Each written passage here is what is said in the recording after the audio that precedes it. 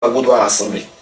Et Laurent Gbagbo lui-même avait déjà annoncé le rassemblement, puisqu'à l'époque, je suis encore militant du PDC-RDA.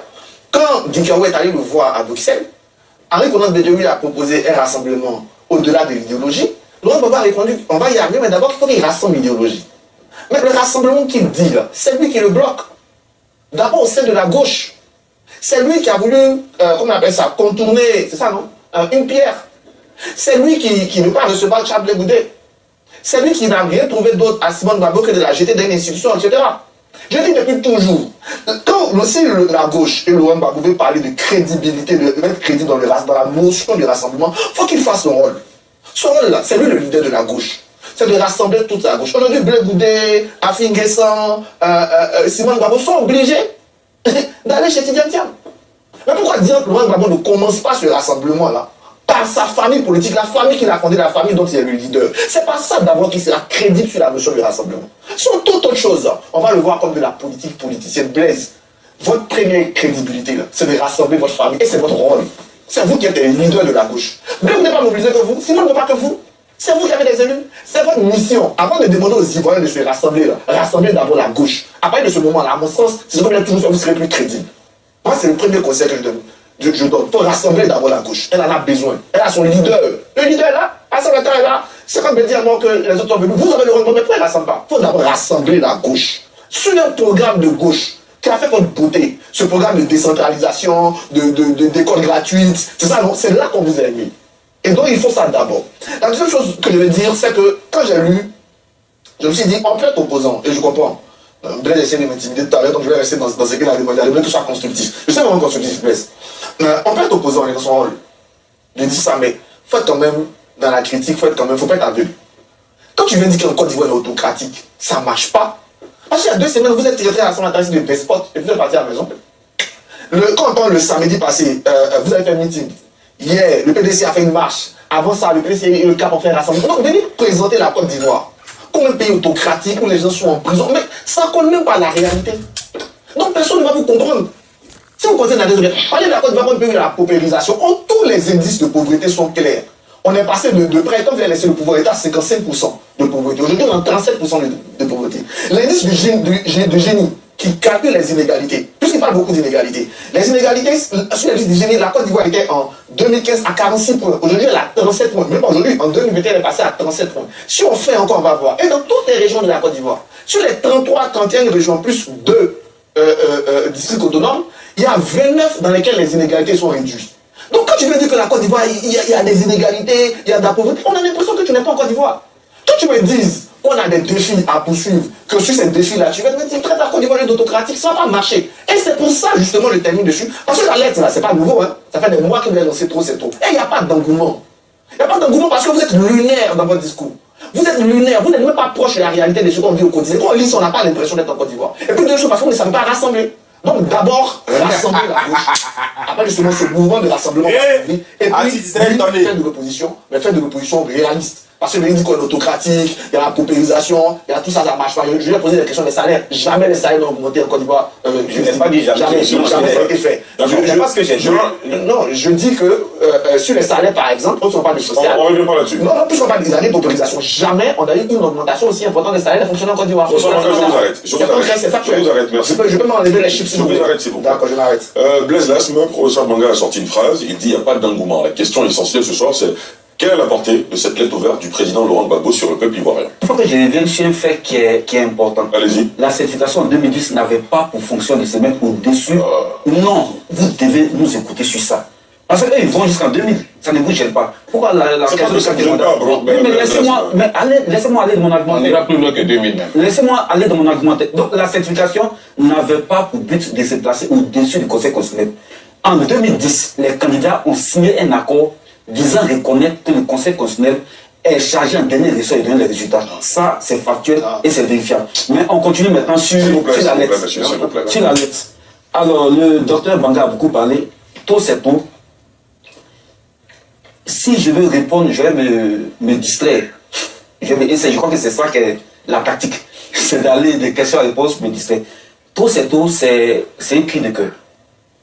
Mais c'est aussi un cri de ralliement. Quand je parle de ralliement, je parle de quoi? Madame Mandja Ouattara, c'est une pour Ouattara. qui a eu confiance au RDR en son temps. Merci. Qui a fait des prestations pour le compte des ponts du RDR ou de la présidence. Elle était endettée. Elle était vidée de sa maison. Cette dame-là, dans la quête de son dû, désespérée parce que toutes les portes lui étaient fermées, s'est fait immoler devant la présidence de la République. Elle est décidée. Et tout, c'est un cri de ralliement pour tous ces entrepreneurs, pour tous ces prestataires qui souffrent et qui ont besoin d'avoir un incubateur où ils pourront exprimer leur désarroi, leur désespoir, qui ont besoin d'avoir une force motrice qui va leur permettre de pouvoir porter leurs revendications. Tout, c'est un cri de ralliement. Je vous donne un exemple qui est peut-être symptomatique mais important. Il y a les chefs baoulés, les leaders baoulés qui se sont réunis, qui ont baptisé le chef de l'État Alanissa. Et en retour, il a promis que s'il était élu, il allait s'installer à Yamoussoukro. Ça n'a pas été fait. C'est des gens qui sont déçus. Ils ont essayé de creuser tous les déçus du régime à Alassane Ouattara. Tout, c'est les docteurs non recrutés. Tout, c'est ces étudiants qui peinent à avoir leur bourse. Ces étudiants qui n'ont pas accès au système universitaire parce que les champs, bien que construits et fonctionnels, leur sont refusés. Tout, c'est ces jeunes entrepreneurs qui sont importateurs de véhicules et qui se voient interdits de faire venir les véhicules de plus de 5 ans parce qu'on veut arranger des industries qui peinent à apporter une plus-value au quotidien des Ivoiriens. Tout, c'est la ménagère qui a du mal à faire son marché parce que la vie est plus que chère. Tout, c'est ces enseignants qui revendiquent une amélioration de leurs conditions de vie et qu'on chicote et qu'on met à la privée de police, qu'on incassait pour certains, qu'on libère après comme moyen d'échange pour faire stopper les grèves que ces instituteurs déclenchent. Mais tout, c'est encore plus loin. C'est encore plus loin, c'est déflaté de la SOTA, de la RTI. Tout, c'est les jeunes dont les concours ont été annulés parce que ces concours ont été organisés en 2010. Tout, c'est les Ivoiriens qui souffrent. C'est ces Ivoiriens qui paient l'impôt foncier en 2024 à 525 000 francs et qui en 2025 seront amenés à payer 7 millions. Ça existe en Côte d'Ivoire. Tout, c'est les familles des enfants qui souffrent d'addiction à la drogue. Parce que la drogue se partage comme des petits bonbons en Côte d'Ivoire. Tout, c'est les victimes de la guerre qui n'ont jamais été indemnisées, qui ne sont même pas reconnues. C'est les victimes d'Amadou Rémi, c'est ces victimes de Diokwe, c'est ces victimes d'un peu partout. Tout, c'est les victimes de la rébellion. Le chef de l'État, en 2010, disait que dès qu'il est au pouvoir, il allait déclencher une enquête sur la rébellion. La rébellion a fait des victimes. Il y a eu des gens qui ont été enfermés dans des conteneurs, il y a eu des meurtres sauvages, il y a eu des assassinats. Tout, c'est tout cela. Tout, c'est les parents des enfants qui vont à l'immigration par la mer.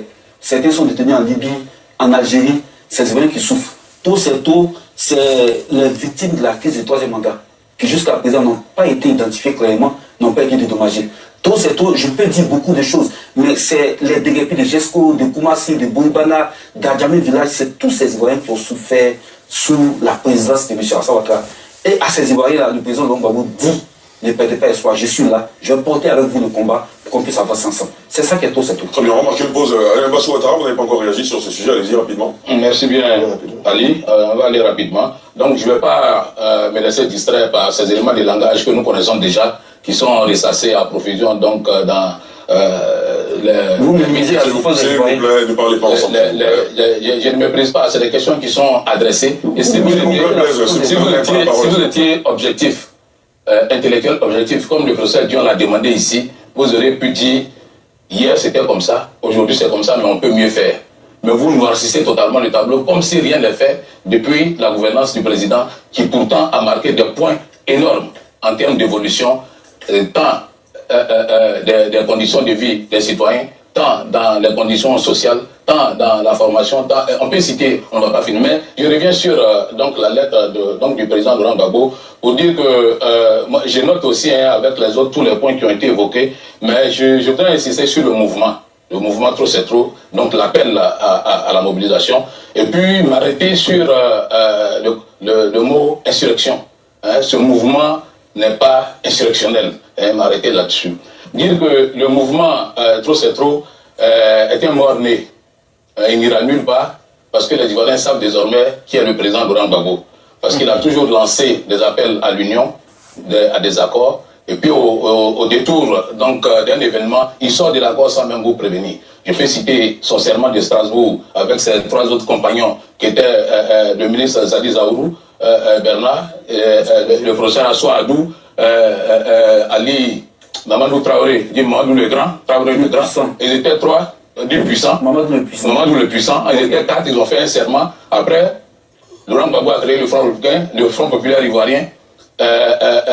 Assou Adou est allé faire le PIT avec le professeur Francis Vaudier et le professeur Zadé Zaourou Bernard a créé l'Union des sociodémocrates.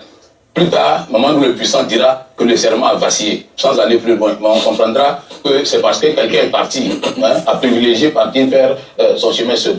Deuxième élément, c'est de dire que malgré cela, en 90, il lance un appel à la coordination de la gauche, les partis donc de la gauche démocratique. Donc tous ces partis que j'ai cités là se retrouvent encore dans cette coordination-là. Le point principal pour cette coordination, c'était d'obtenir des élections ouvertes, transparentes, en 90, face donc à Houphouët-Boigny. Si ces conditions n'étaient pas réunies, aucun de ces partis ne devait aller donc à l'élection présidentielle. Mais Laurent Gbagbo est sorti de la coordination, à la grande surprise des autres, et a déposé ses dossiers pour être candidat contre le président Félix Houphouët-Boigny, pour être retenu dans l'histoire. C'était ça, pour être retenu dans l'histoire comme le seul homme politique à avoir affronté Houphouët-Boigny, pour en retour être battu donc à cette élection. Mais l'opinion retient que s'est ressassé que Laurent Gbagbo a affronté le géant Houphouët-Boigny, alors qu'il n'était pas le premier à affronter le président Houphouët-Boigny.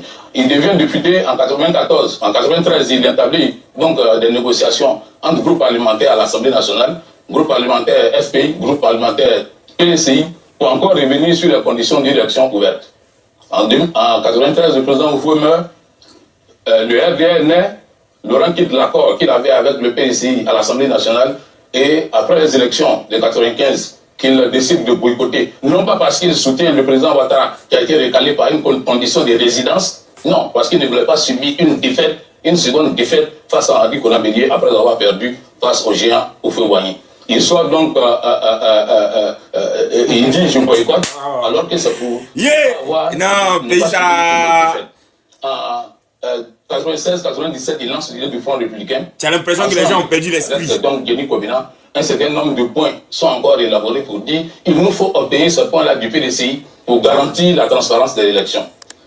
Le PDCI lui tend la maison en disant tu es député, tu es chef de l'opposition politique en Côte d'Ivoire, viens qu'on négocie pour créer un poste de chef de l'opposition politique avec un plan de président d'institution et avec toutes les communautés qui l'accompagnent et voir le financement des partis politiques. Voilà comment le Front républicain meurt, sans même signer, sans même crier gars à qui que ce soit, grand sort donc, du Front républicain. On peut citer des exemples pour dire qu'il n'a jamais combattu pour le peuple de Côte d'Ivoire. Il a toujours combattu pour lui-même. Deuxième chose, il a dit que je vais m'arrêter sur l'insurrection. Quand on regarde ce qu'il a dit la semaine dernière, il a appelé tout le monde à la bagarre. Hein, il est prêt, ils savent qui je suis. Dites-leur qui je suis, il a tout dit.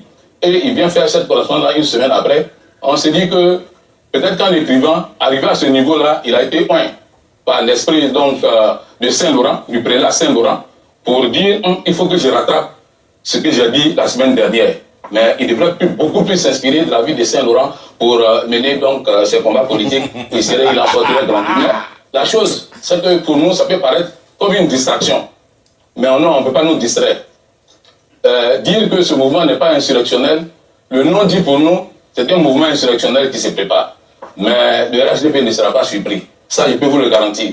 Le RHDP ne sera pas surpris. Il n'y aura plus donc de prise de pouvoir calamiteuse en Côte d'Ivoire. Il n'y aura plus de sortie donc du pouvoir de façon calamiteuse. Il n'y aura plus de charriers. Il n'y aura plus de miliciens. Donc avec un article qui a endeuillé beaucoup de familles à Yopougon, le RHDP est prêt.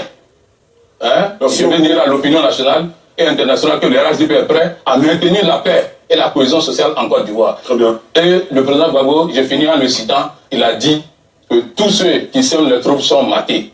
Ils seront donc matés si jamais les troupes sont sémées dans ce pays-là. On va marquer une courte pause et revenir juste après pour poursuivre le débat.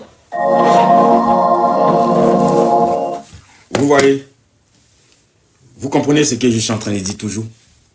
Aujourd'hui, dans ce pays, on paye des gens inutilement. Ça veut dire que on prend notre argent, on paye des gens inutilement et puis on leur dit, bon, va à la télévision et va défendre ton poste. C'est ce qu'on vient de voir. Hein. C'est ce qu'on vient de voir là. C'est ce qu'on vient de voir là. Ce qu'on vient de voir là, c'est ce que ça veut dire. Ça veut dire que va à la télévision, tu vas aller défendre ton poste. Regardez, ne sais pas s'il est ministre, ou bien il est président d'institution, ou bien il est président de quoi. Regardez comment il parle. Regardez comment il s'exprime, de vous à moi. Comme un gamin de 10 ans. Regardez comment ils s'expriment eux-mêmes. Ça veut dire qu'ils ne connaissent rien du peuple. Ah, tu lui là, si tu lui demandes même dans son quartier, même où il vit même là, tu lui demandes des... C'est ce que le vieux père Blaise là, ça dit. Il dit quand les élections vont commencer, on va parler de la drogue. Parce que j'ai l'impression que les gens se décalent. Il a dit ça en nous, si les gens se décalent avant de venir sur le plateau. Ou soit les gens ont perdu l'esprit. Ouais. Ou soit les gens ont perdu... Je ne sais pas si les gens ont perdu l'esprit ou bien s'ils ont perdu quoi. Ou du moins si Beko n'est pas là même, ça me fait mal déjà. Beko n'est pas là même déjà, même ça me fait mal déjà même. Parce que si Beko était là, Blaise est seul. Tous ceux qui sont entourés là, même jusqu'aux journalistes, tous sont aidés. Il ne faut pas commencer à mentir. Ensemble on suit ici. Quand Blaise prend la parole un peu seulement, l'autre parle. Désormais, on dit à notre parti, le PPAC, désormais, si ils sont sur NCI, c'est que vieux peuple Blaise là, s'ils sont bons, c'est qu'ils sont à 2. S'ils ont invité une personne. Bah, tous ceux qui sont sur le plateau, c'est l'aide. Tous ceux qui sont sur le plateau là, à faire des chercheurs temps, à faire des chercheurs temps, à faire des professeurs temps, ils sont militants, les sous-traitants du RD. Ça c'est clair. Regardez comment ils parlent. Je vous en parle ici toujours. Je vous dis ici toujours. Je dis dans la vie où on est là. Il y a des gens qui viennent en politique. Vous pouvez mettre les familles, les putains de familles à l'abri, c'est tout. Ils s'en foutent de vous. Si on ne les nomme pas, ils sont chez eux. L'argent qu'on les a payé là, ils vont manger l'argent là. Ils sont là jusqu'à ils attendent. S'ils ont besoin d'eux, ils vont partir. Sinon, le reste, ce qui se passe derrière la clôture, ça, c'est pas leur problème. Ils mettent les enfants à l'abri. Les enfants sont dans les grandes universités. Ils fréquentent les femmes, ça va coucher là où ils veulent. Ils ont les séjours français, belges, américains, canadiens, tant. Pourtant, toi, ton enfant fréquente dans l'eau de caca qui n'est pas ici. Mais regarde comment lui là, il parle. On a l'impression qu'il est fou.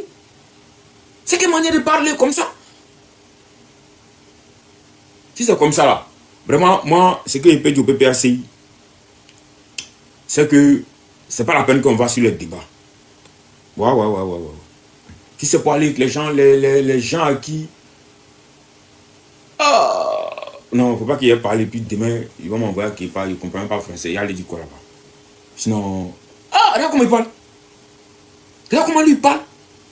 Il y a des gens qui seront étonnés dans ce pays. C'est moi qui vous dis. Ouais. Il y a des gens qui seront étonnés dans ce pays. Ils vont s'asseoir comme ça, ils vont dire, ouais. Tout le monde a parlé, hein. Gbagbo parle. Les militants de Ouattara sont en train de parler. Ils sont en train de faire leur congrès. Mais ce qu'ils ont oublié, c'est que Dieu n'a pas encore parlé dans notre affaire. Nous, c'est ça qui est bon dans notre affaire. Dans notre affaire avec Gbagbo, là, Dieu n'a pas encore parlé dedans d'abord.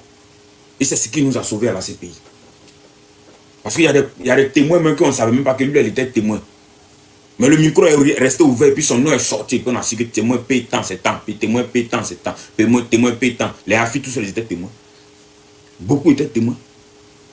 Avec les témoins cachés. Ils ont parlé, non? Ils sont en train de planifier. Mais Dieu n'a pas encore parlé dans notre affaire. Ouais. Parce que dans le combat dans lequel on est, il y a Dieu dedans. On repart. Laurent Gbagbo adressé au peuple ivoirien. Avant la pause, Bleslasme, vous vouliez intervenir. Allez-y, c'est à vous. Bien sûr, je voudrais intervenir sur Parce que quand Laurent Gbagbo parle de mouvement non insurrectionnel, certains bien pensants du RHDP, ils voient une volonté d'insurrection. Laurent Gbagbo a été clair. Ses paroles, ses propos sont sans équivoque. Qu'il soit à l'oral, lors du meeting à Pogoué, comme à l'écrit, ses propos sont assez clairs. C'est un appel au rassemblement pour lutter.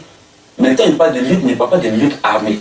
Parce que quand mon ami Doubia parlait tout à l'heure, il a dit qu'en 2002, Robert Gueye a été trouvé criblé de balles.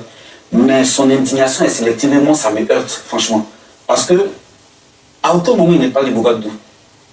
À aucun moment il n'est pas de Dali Oblé. Merci. À aucun moment il n'est pas de Dagounoula. Merci. Ils reviennent sur des faits, mais ils omettent de situer l'ensemble des victimes de ces faits-là. En 2002, c'est le pouvoir incarné par le président Laurent Gbagbo qui a été attaqué. Il y a eu des morts, il y a eu des centaines de morts, et c'est à l'instigation, selon les gens qui tenaient les armes là, pour eux, ils travaillaient pour le président Alassane Ouattara. Donc on ne peut pas, on peut même pas, c'est indécent moralement de reprocher ça même au président Laurent Gbagbo. Ça c'est le 1, 2, 2. Il y a l'honorable tout à l'heure qui parlait du Fonds républicain, qui disait que le Fonds républicain a volé un éclat après qu'on ait proposé au président Laurent Gbagbo d'être chef de l'opposition. Dans sa tentative de réécrire maladroitement l'histoire, il a inclus des fariboles qui ne doivent pas être prises au sérieux par les auditeurs. Il n'a pas été le cas. Vous savez, quand on parle d'unité de la gauche, mais la gauche est unie. L'opposition en Côte d'Ivoire est unie. L'union, c'est quoi? L'union, c'est que tout le monde est d'accord pour dire que la CEI est mauvaise. Nous sommes unis. Tout le monde est d'accord pour dire que la tentative d'un énième mandat est une énième violation. Allez, on est en train de retourner dans... Non, mais c'est... On va vous donner la parole. Allez-y, allez-y. Allez-y, s'il vous plaît, allez-y. Mais on est unis en dénonçant ensemble le 4e mandat. On est unis en dénonçant ensemble la liste électorale qui a besoin d'être auditée. Mais tous les éléments de l'opposition disent la même chose. C'est qu'on est unis. Être unis, ce n'est pas être dans le même parti. Être unis, ce n'est pas forcément être dans la même partie, dans la même chambre. Être unis, c'est porter les mêmes revendications, c'est avoir la même analyse de la science sociopolitique et c'est dire les choses de la même manière. Et c'est ce que nous faisons. Donc je voudrais rassurer le RHDP. Parce que quand il parlait, il a dit que le RHDP ne va pas permettre que le RHDP est prêt. Non. Mais si quelqu'un doit mettre de l'ordre, si à un mouvement, ce n'est pas le RHDP. À moins qu'il m'informe ici que le RHDP a une milice. À moins qu'il m'informe ici que le RHDP a une armée prétorienne. Merci. Mais on parle de l'État qui doit préserver l'intégrité et la cohésion sociale ou la paix sociale. Et le RHDP se propose de un mouvement insurrectionnel en griffe qui va pour venir de nous. Mais nous, on ne va jamais faire d'insurrection. Nous sommes formellement opposés à toute prise du pouvoir autrement que par les urnes. Très bien. Très bien. Alors, Ali, il est quand même bon que de manière définitive, on puisse parler de la question de la rébellion en situant la responsabilité des uns et des autres. Alors, en parlant de la rébellion, il a dit qu'on a eu l'indignation sélective. On n'a pas eu d'indignation sélective. La rébellion est de la responsabilité de celui qui gérait le pouvoir à cette époque. Le PPAC a cette fâcheuse tendance à dire que Laurent Gbagbo était tranquillement assis dans son pouvoir et que des gens sont quittés ailleurs, venir l'attaquer, le déstabiliser. J'ai dit non et absolument non. Quand on jure, quand on prend le pouvoir, on jure sur la Constitution de protéger les citoyens et de préserver l'intégrité du territoire. Bien avant la rébellion, certains des leurs, ministre Bouga Toutou, Laurent Gbagbo lui-même, disaient de leur posture, ils avaient des éléments probants sur le fait que des gens s'entraînaient au Burkina et qu'ils savaient à quel feu ils s'arrêtaient, ils savaient quelle boîte de nuit ils fréquentaient. Quand on finit de dire tout ça, qu'on se laisse surprendre par ce que Laurent Gbagbo qualifiait à l'époque de quelques sergents et quelques pieds nickelés, ça veut dire qu'on a échoué sur le plan de la sécurité. Il faut arrêter de pleurnicher. Le président Alassane Ouattara n'a pas pris le pouvoir au sortir d'un dîner gala. Il a pris le pouvoir à la suite d'une crise post-électorale qui a fait 3000 morts. Il a pris le pouvoir à la suite d'une rébellion, d'une crise post-électorale, une rébellion dont il faut assumer la responsabilité, comme je l'ai dit tout à l'heure. Mais le président Alassane Ouattara ne s'est pas assis pour pleurnicher, parce qu'au sortir de la crise, de 2012 à 2018, il a fait face à plus de 40 tentatives de coup d'État qu'il a déjoué. De 2012 à 2018, ce sont des dizaines de commissariats de police qui ont été attaqués dans notre pays. La gendarmerie a été attaquée, des camps militaires ont été attaqués, certains des votes assis au Togo, au Ghana, ont participé justement à ces attaques-là. Lila Kwasi Moïse, qui est au cadre du PPACI, qui est avec vous aujourd'hui, il a été pris au Togo, il a été ramené en Côte d'Ivoire, il a même témoigné. Colonel Abé Jean-Noël, Katé Nyatoa, colonel Boinou. Mais le président Alassane Ouattara ne s'est pas assis pour pleurnicher. Il a retravaillé sur l'appareil sécuritaire, il a fait monter en puissance les gendarmes, les policiers, les militaires, en les dotant de moyens matériels efficaces, efficients, pour faire face à tout ce qu'on a connu ici. C'est ça qu'on appelle un chef d'État, qui prend ses responsabilités, qui ne plaît pas, qui ne cherche pas à accuser les uns et les autres. Sur toutes les questions économiques, sociales, politiques, chaque fois, vous dérobez de votre responsabilité, ce sont les gens. Mais, diantre, la rébellion a profité à qui?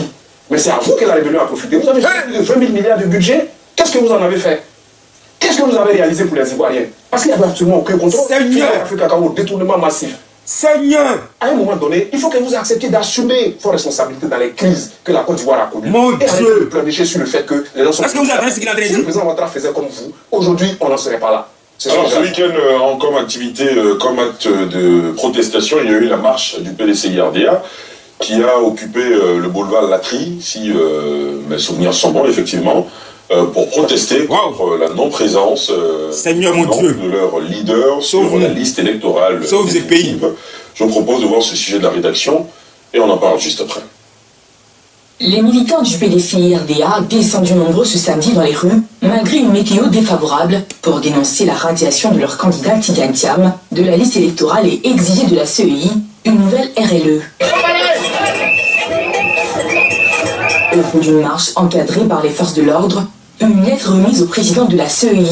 Nous dénonçons avec force la radiation arbitraire et injustifiée du président Tidiane Thiam, président du PDCI-RDA, candidat sérieux et légitime à la prochaine élection présidentielle d'octobre 2025, ainsi que des autres leaders majeurs de l'opposition que sont le président Laurent Gbagbo, président du PPACI, du Premier ministre Soro Diom, du ministre Charles Blé Goudé, président du COGEP, et du maire Noël Akossi Benjou. Pour les organisateurs, ce rassemblement n'est qu'une étape. D'autres actions de plus grandes envergures sont envisagées si la CEI ne donne pas suite à leur requête dans les plus brefs délais. Docteur Yowé, comment vous analysez cette marche de protestation organisée par la direction du Parti démocratique de Côte d'Ivoire? Oui, M. Diassouba, on constate d'abord que le Parti démocratique, le PDCI, RDA, comme son nom l'indique, s'est engagé dans une voie que offre la Constitution, c'est-à-dire une marche de protestation lorsqu'elle n'est pas d'accord, avec une décision qui concerne son leader. Et nous revenons encore sur la question du plan B, qui n'est pas envisageable également pour le PDCI, en dépit de tout ce qui a été, toutes les compétences, d'autant plus que le PDCI a quand même géré le pays. Lorsqu'on regarde les différents régimes qui a contribué depuis l'indépendance au départ du président Bédi, le PDCI a une expérience en matière de gestion de pays. Et aujourd'hui, se trouve confronté à un problème de légitimité de leur candidat. Donc, la question du plan B qui est exclu, ici, revient pour montrer à quel point la notion du leadership charismatique là, affecte les partis politiques dans l'ensemble. Donc c'est ce que nous voulons souligner à ce niveau-là. D'accord. Bonsoir, Bonga. Bien, c'est une bonne chose. C'est une bonne chose. Je l'ai dit, hein, comme pour la lettre, comme pour tout ce qui se passe, c'est une bonne chose pour la démocratie. Je pense que il mettait un carton vert après. Mais ça pose deux problèmes. Quand je parle d'unité, c'est ça. C'est venir dire que chacun a le même objectif, mais c'est pas de son côté. Moi, déjà, ça ne montre pas, pour quelqu'un qui n'est pas de vos partis, qui se dit, est-ce que j'y vais, ça ne montre pas quelque chose de cohérent. Et ensuite, le manque de cohérence, c'est de laisser vous, Blé Goudé, Simon Gbagbo, ça manifester avec le PDC. C'est pas ça. Donc, ça, c'est déjà le premier problème que ces deux manifestations montrent, c'est le problème de la cohérence et de l'unité, ou en termes militaires, de l'interopérabilité de l'opposition ivoirienne. C'est un problème. Il faut que vous compreniez que ça, c'est une faiblesse. Si vous avez fait plus tôt, imaginez-vous une marche plus grande ensemble, ça va être beaucoup plus important. Et psychologiquement, pour vos militants, même pour l'espoir, c'est plus important. Donc, le premier problème que tout ça pose pour moi, c'est d'abord de l'unité, de la cohérence, de l'interopérabilité de notre opposition. Le deuxième problème que ça pose, c'est le problème de l'efficacité. Je l'ai dit ici. Pour le PDCI-RDA, depuis le 22 avril, Tidiane Thiam, le président, n'est pas sur la liste électorale. Ils ont donc décidé cette stratégie de mettre des pressions à l'extérieur et de faire des marches à l'intérieur. Ce qu'ils font depuis. Mobilisation peu ou prou, c'est pas grave. Mais le résultat, pour l'instant, il est nul. Pour l'instant, Tidiane Thiam n'est pas encore sur la liste électorale. Et pour l'instant, si les élections c'est demain, il ne sera pas candidat, tout comme Laurent Gbagbo, tout comme Blé Goudé, tout comme ça. Pour l'instant, la CEI ne sera pas réformée. On ne reprendra pas de RLE. Il n'y aura pas d'audit. Là-dessus, je pense qu'au bout d'un moment, la question, c'est qu'est-ce qu'on fait ensuite? Est-ce qu'on va continuer à faire des marches, aller sortir la vieille dame là, qu'on va fatiguer, la mettre dans le folklore pour venir dire des choses? Ou bien on va se poser pour dire, ah, ce qu'on fait depuis là ne marche pas. Et peut-être là, j'embrasse le concept, vous avez dit quoi, de leadership charismatique, est-ce qu'on le questionne? Parce qu'au final, qu'est-ce qu'il faut? Est-ce qu'il faut porter toutes vos idées aux élections? Ou il faut les laisser dans la nature, boycotter les élections? Parce que pour moi, pour l'instant, vous prenez le chemin du boycott. Et le troisième point, c'est la destination. Quand moi je vois cette marche à la CEI, ça me fait rire. Parce que la CEI ne peut rien faire. Quand vous partez et à la fin, vous donnez un courrier aux pauvres gars de la CEI pour leur dire on veut que vous restaurez le nom de Tidiane Thiam, vraiment vous perdez du temps. Parce que ce n'est pas la CEI qui, je dis aux militants du PDCI aux Ivoiriens, ce n'est pas la CEI qui va mettre le nom de Tidiane Thiam. Le nom de Tidiane Thiam, là, on l'a enlevé suite à un procès. On l'a éliminé parce qu'il ne respectait pas, d'après le juge, les conditions pour être sur la liste. La CEI ne fait qu'appliquer ça. Donc si tu vas à la CEI, là, tu perds ton temps. Ce n'est pas la CEI qui va mettre le nom de Tidiane. Alors si vous voulez marcher, allez chercher qui peut mettre. Mais ce n'est pas la CEI. Donc en gros, ça peut être intéressant d'un point de vue démocratique. Ça peut être intéressant d'un point de vue de la mobilisation des partisans, mais c'est inefficace. Parce que depuis le 22 avril, c'est les mêmes choses qui se répètent. Et ensuite, le destinataire du courrier, c'est pas malin. Parce qu'il ne peut rien faire. La CEI ne peut rien faire. Il faut arrêter de fatiguer la CEI. Elle a trop de travail actuellement. Elle doit se concentrer maintenant sur les parrainages. N'allez pas la fatiguer avec ses marches parce que ce n'est pas elle qui est responsable. Il faut la laisser faire son travail. Allez chercher qui sont responsables et puis demandez-leur de remettre le nom de Tidiane parce qu'il fatigue la CEI pour rien. Docteur Oussou. Je salue d'abord cette marche-là, pas en tant que partisan, mais je la salue plutôt, oui, je préfère faire ce encadrage-là. Oui, je la salue plutôt en tant que citoyen et je félicite aussi, je profite de l'occasion pour féliciter aussi le pouvoir en place parce qu'on a vu souvent des marches vraiment réprimées et quand on se retrouve dans une situation où on peut marcher librement, ce qui est d'ailleurs consacré par la Constitution, on devrait, c'est à saluer, que ce soit les autorités, voilà, les autorités même sont à saluer à ce niveau-là. Maintenant, tu disais c'est inefficace, on ne sait jamais. Voilà. Je me dis que ces marches-là, c'est de la protestation. À un moment donné, peut-être que ça ne fait pas une autre tournure, ça ne fait pas une autre ampleur, pas de l'insurrection, non. Mais à un moment donné, peut-être que ça va inviter les autorités à aller à des assises pour des échanges. D'autant plus que tout à l'heure, quand M. Ouattara parlait, il disait que le président Ouattara veut construire une Côte d'Ivoire solidaire et prospère, voilà. Une politique à visage humain, tout ça. Donc je me dis qu'on ne sait jamais. À tout moment, on peut répartir sur des nouvelles bases, s'asseoir pour discuter et trouver peut-être une solution qui, comme on le dit, on souhaite comment? Attends, des élections, on est, dans tous les cas, tout le monde souhaite des élections. Bon, en tout cas, moi, je souhaite des élections libres, transparentes et inclusives. Donc, on ne sait jamais. D'ici là, peut-être que les choses peuvent changer. Donc, je me dis que c'est pas zéro, en fait. C'est pas zéro, c'est à saluer. Et puis, voilà, c'est prometteur aussi. Très bien. Et M. Ouattara? Oui, merci bien, Ali. Je voudrais me réjouir donc, de la tenue de cette marche-là, une marche donc, de l'opposition encadrée par les forces républicaines pour permettre donc l'expression de la démocratie. Quand on voit tout à l'heure le courrier, la lettre ouverte donc, qui disait que nous sommes dans un État autocratique. Un État autocratique n'aurait jamais permis donc qu'il y ait une... Attends, lui-là, il a un problème. Allez, Oussou. Docteur Oussou, qu'effectivement il faut se réjouir. Parce que moi je me souviens, quand je vois aujourd'hui le PDCI marcher et être encadré, je me souviens combien de péripéties nous avons vécu dans les débuts du combat du président Ouattara en Côte d'Ivoire. Vous êtes là pour s'il vous plaît, s'il vous plaît, ne parlez pas ensemble, monsieur. Je me souviens que voilà. C'est à la suite d'une marche donc, que notre direction avait organisée à l'époque, avec à sa tête Madame le professeur Rose Ariette Daglé Diabaté, que toute notre direction, y compris Madame Diabaté, toute notre direction s'est retrouvée à la MACA. Parce qu'on voulait organiser simplement une marche de notre siège à la radio-diffusion télévision nationale. Tout simplement ça. Toute la direction s'est retrouvée en prison. Donc quand je vois le PDCI aujourd'hui marcher, je me dis que notre pays progresse dans la construction de l'état des droits, dans la construction de la démocratie, dans la construction d'une paix sociale. Une paix qui permet à chaque citoyen de s'exprimer comme il entend et comme on le fait abondamment sur ce plateau depuis un moment. C'est vraiment à saluer. La deuxième chose, c'est ce que le professeur a dit tout à l'heure, c'est l'itinéraire de la marche et la remise donc, du courrier à la CEI. Je crois que ça devait être le sens contraire. C'est de marcher, de s'opposer au palais de justice, parce que c'est de là-bas que le problème est parti.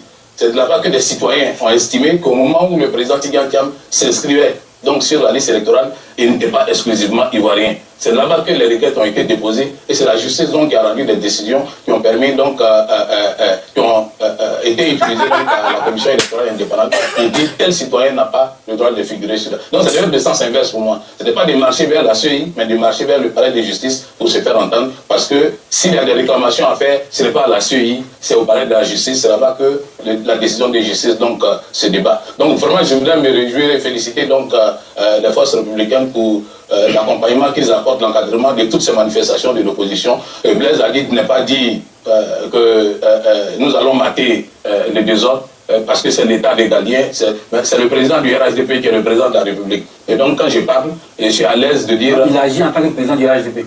Je suis à l'aise de dire que le désordre ne passera pas. Ça, il faut le noter. Il faut que cela soit dit. Le désordre ne passera pas. Je suis à commencer à vous appuyer. Oui, j'ai beaucoup apprécié cette initiative du PDCI. Alors, c'est la raison qui fonde le président Laurent Gbagbo a dit que nous sommes dans un régime autocratique. Parce que dans une démocratie, on ne marche pas pour des questions d'élimination des candidats. Dans une démocratie, on marche pour autre chose. À partir du moment où on s'en trouve à marcher, parce que le jeu démocratique est automatique, quand on s'en trouve à marcher parce que certains candidats sont exclus, il y a un problème. C'est tout le fondement de ce qu'on appelle la démocratie. Alors, j'ai apprécié, j'ai aimé, je ne suis pas d'accord avec Atu, qui semble tout savoir au point où il sait ce qui est bon pour nous, il sait la stratégie la mieux adaptée ou bien la mieux adéquate pour nous, mais nous disons il s'est calmé, jusqu'au bout, on verra si ce qui a été fait a été bon ou pas. Mais je vais revenir sur quelque chose qui est important. J'ai vu deux images qui m'ont marqué. La première image, c'est après la marche, les militants du PDCI en train de ramasser les ordures ou les déchets qui ont pu être laissés là pendant cette marche-là. Ça m'a rappelé la fête de la Renaissance.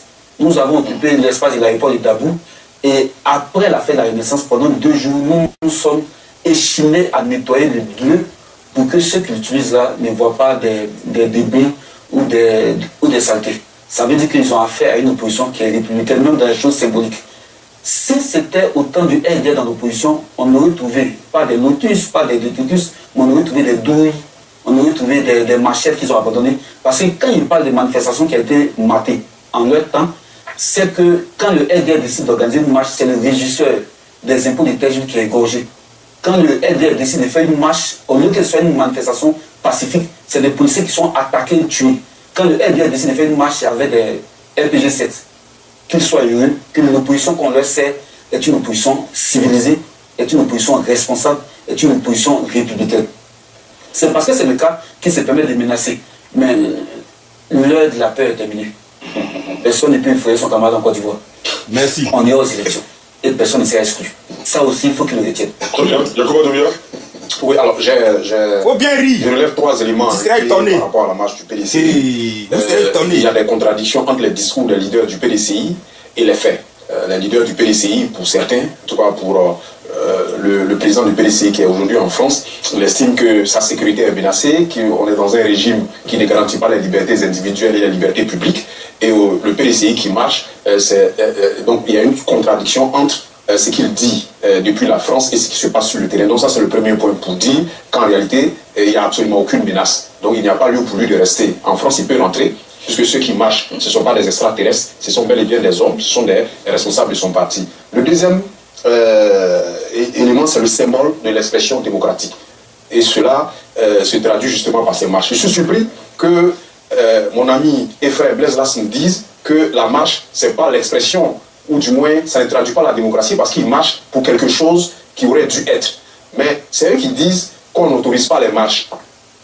On autorise les marches, ils disent non, les marches c'est pas ça, il faut aller un peu plus au-delà parce qu'ils marchent pour quelque chose qui n'est pas correct. Donc il faut savoir ce qu'on veut finalement. Les marches, comme les meetings, comme toute autre activité politique, font partie de l'expression démocratique. À votre époque, ce n'était pas possible. S'il vous plaît, Blaise. À votre époque, s'il vous plaît, ne parlez pas en même temps que lui, s'il vous plaît. À votre époque, c'est pas possible. Vous avez des Quand des gens, ne parlez pas en même temps que lui. Sinon, s'ils mettent aussi quand vous parlez, on ne va pas s'en sortir. De grâce, s'il vous plaît. Allez-y. Terminez, Yacouba. Quand des gens ont quitté le 4 et 5 décembre 2000, le stade Félix Houphouët-Boigny, pour entamer une marche, pour réclamer l'inscription du président Alassane Ouattara sur la liste électorale, il n'y avait pas d'armes. Il y a eu 300 morts. Donc ça aussi, il faut que vous le reteniez. Je poursuis. Enfin, le PDCI, S'il vous plaît, monsieur, on a observé une bonne discipline depuis le début, on continue là. Enfin, le PDCI doit comprendre une bonne fois pour toutes que c'est son leader qui l'a mis dans cette situation. Pour la simple et bonne raison qu'il aurait dû faire le nécessaire, c'est-à-dire renoncer à sa nationalité française acquise le 24 février 1987, qu'il aurait dû renoncer beaucoup plus tôt pour être inscrit sur la liste électorale. Il ne l'a pas fait. Il a été élu président du PDCI et c'est 15 mois après, à 7 mois des élections, qu'il a décidé de renoncer à cette candidature et il a été confronté à l'article 48 qui existe depuis et tous les leaders politiques qui ont des ambitions savent très bien que cet article existe. Donc, en conclusion, nous sommes dans un système démocratique qui garantit les libertés individuelles et collectives. Et deuxième chose, il va falloir que les partis politiques soient plus conséquents et plus cohérents dans leur démarche et dans leurs faits et gestes. Très bien. Monsieur, on a un dernier sujet à aborder ce soir. Docteur Yoboué, je pense que vous vous êtes prononcé sur le sujet du PDCI. Oui. Excellent, excellent. Alors, monsieur, il y a un journaliste qui a décidé d'être candidat à l'élection présidentielle. Notre confrère Antoine Assalé Tiroko, député maire de Tiassalé et président du mouvement politique Aujourd'hui, Demain pour la Côte d'Ivoire ADCI, qui a annoncé hier à Yamoussoukro, à l'occasion de la commémoration du premier anniversaire de la création de son mouvement, sa candidature. On voit ce sujet, on en parle juste après. C'est à la Fondation Félix Houphouët-Boigny pour la recherche de la paix dans la capitale politique de la Côte d'Ivoire que le président de l'ADCI, Aujourd'hui, Demain, la Côte d'Ivoire, Assalé Tiroko, a déclaré officiellement sa candidature au scrutin présidentiel d'octobre 2025 devant de milliers de militants venus le soutenir.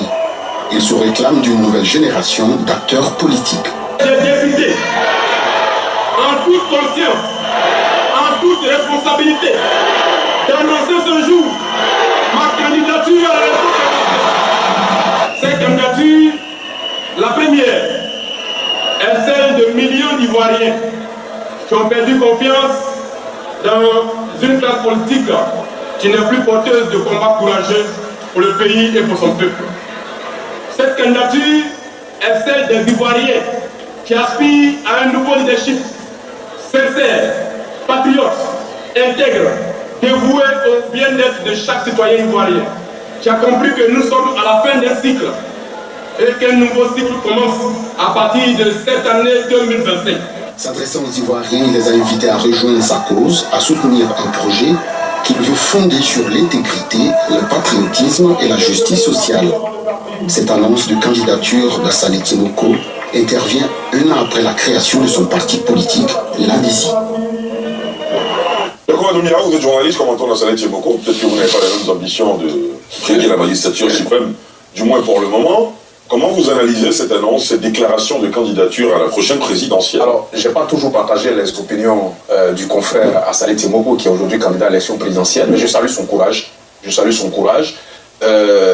Décider de candidater dans un environnement politique dominé par le syndrome du leader charismatique, pour parler comme l'un de mes... Tous nos emprunteurs tous finalement ce soir. Merci, docteur. Merci. Bon, payer les droits. Donc, candidater dans un environnement dominé par le syndrome du leader charismatique, c'est pas évident. Donc, Assalé a décidé de prendre son courage à deux mains. En tant que journaliste, je ne peux que lui souhaiter bon vent, bon courage, et lui dire qu'il arrive dans un environnement où il devra accepter de prendre des coups. Donc, c'est évident qu'il en recevra, mais qu'il comprenne aussi que c'est le jeu politique et qu'on ne peut pas se forger si on ne passe pas par ces étapes. C'est ce que j'ai à dire. Docteur Ewusu. Oui, son engagement est à saluer. Et surtout, moi, je l'admire beaucoup pour le travail qu'il fait sur le terrain en tant que député. En tout cas, il fait un travail, il n'a pas vraiment une œuvre citoyenne. Il est tout le temps en train de... il représente vraiment la société civile qui est quasiment léthargique dans notre pays. Donc, si les gens ne le voient pas comme un cheval gagnant, maintenant, je me dis quoi? Je me dis que s'il a essayé et que ça n'a pas marché, il n'aura pas échoué. Déjà, il se serait frotté à des poids plus lourds ou des batailles futures qui s'annoncent peut-être glorieuses pour lui. Donc, en tout cas, plein succès à lui et puis voilà. Oui, quand on observe un peu son parcours, depuis, puisqu'il a utilisé la mairie de Tiassalé comme on observe, comme élément pilote de gestion. Et quand on écoute ses discours, on se rend compte que le bilan qu'il a présenté à Tiassalé est reluisant en termes d'éducation sur plusieurs plans. Et il y a un mot qui est revenu dans son discours, que il y a une aspiration à un nouveau leadership et surtout à une forme d'intégrité. Chose qu'il remarque, chose qu'il dénote à l'ensemble des partis politiques présentés comme étant traditionnels, en faisant allusion au PDCI, en faisant allusion au FPI dans sa version PPACI, au RDR dans sa version RHDP unifié, puisque ceux-là ont participé à gérer le pays. Donc, il veut se départir de leur mode de gestion qui est entaché de beaucoup de choses pour se positionner comme un acteur de l'avenir et qui comprend les aspirations du moment. Donc, c'est un encouragement et surtout, pour nous, c'est plus un positionnement pour 2030 que nous voyons. Parce que là, ça sera pour une opportunité de faire le bain et de peser réellement la situation afin de se positionner. Donc pour nous, c'est un élément pilote. Très bien. Projet Manga. Oui, c'est une bonne nouvelle, hein, c'est une bonne chose. Après, je ne suis pas vraiment surpris, hein, parce qu'en même temps, j'ai la chance de le pratiquer. Même hier, je l'ai appelé pour le féliciter. Je pense que c'est une démarche cohérente. Il a été maire, il s'est fait élu député, et comme on l'a dit, que ce soit la mairie ou son mandat de député, on sent qu'il construisait quelque chose. Et c'est dans la logique de son évolution. Et il construit quelque chose en voulant être cette troisième voie entre les différents partis politiques. D'ailleurs, il a parlé d'engagement citoyen, il se présente comme député indépendant.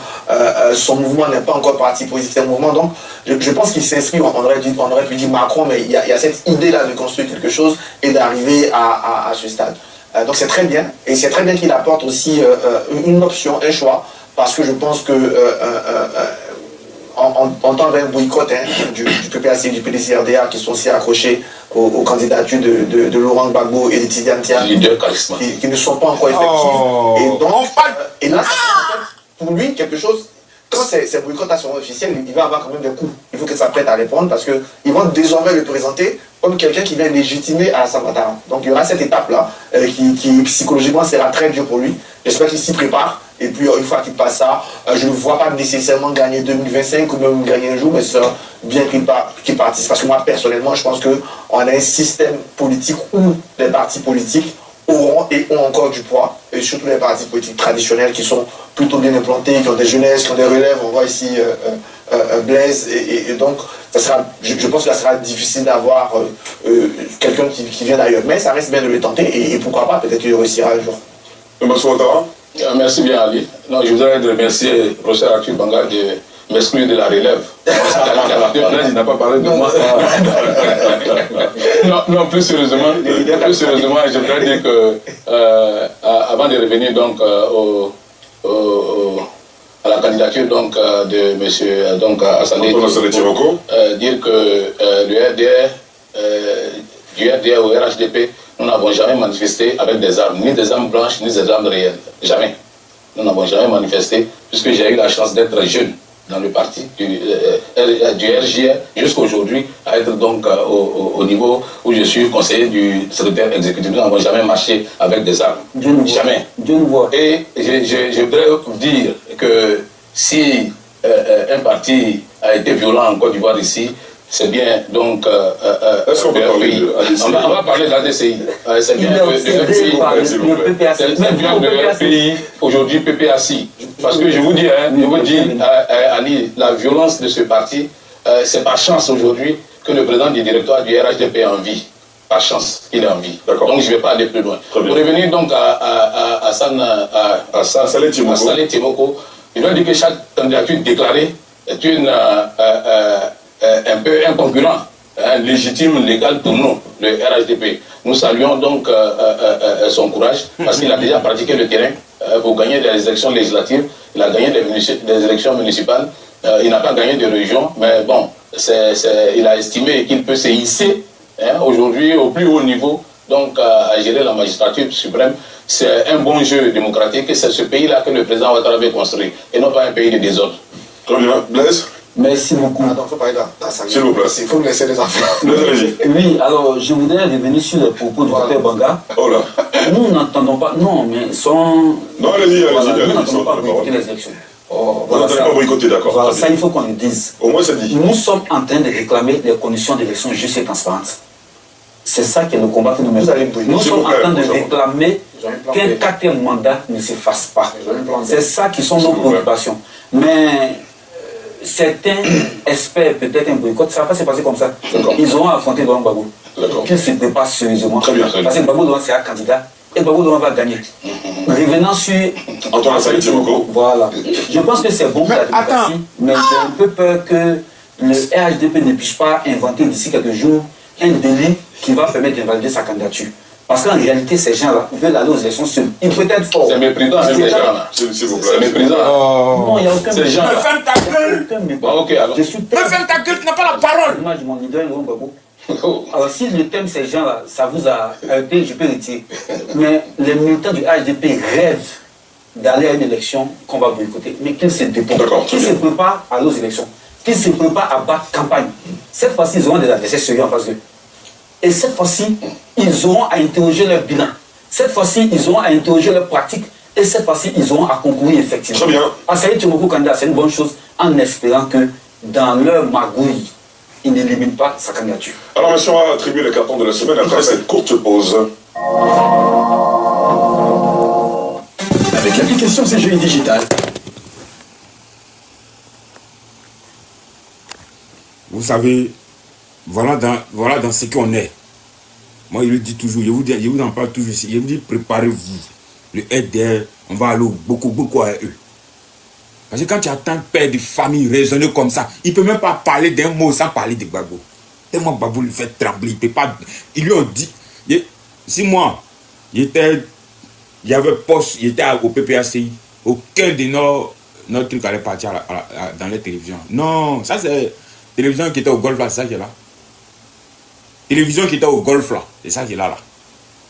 Personne n'allait partir à la télé. Ça c'est un manque de respect. Dès que Blaise prend la parole, mec là, dès que Blaise prend la parole, il laisse même pas Blaise parler.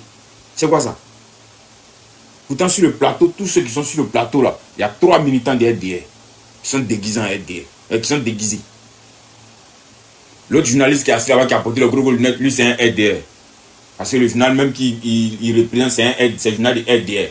Atu Banga, c'est un militant de RDR. L'autre qui est assis là-bas, lui c'est un militant de RDR Pantaté. Lui il est déclaré que militant de RDR. C'est de quoi qu'on parle?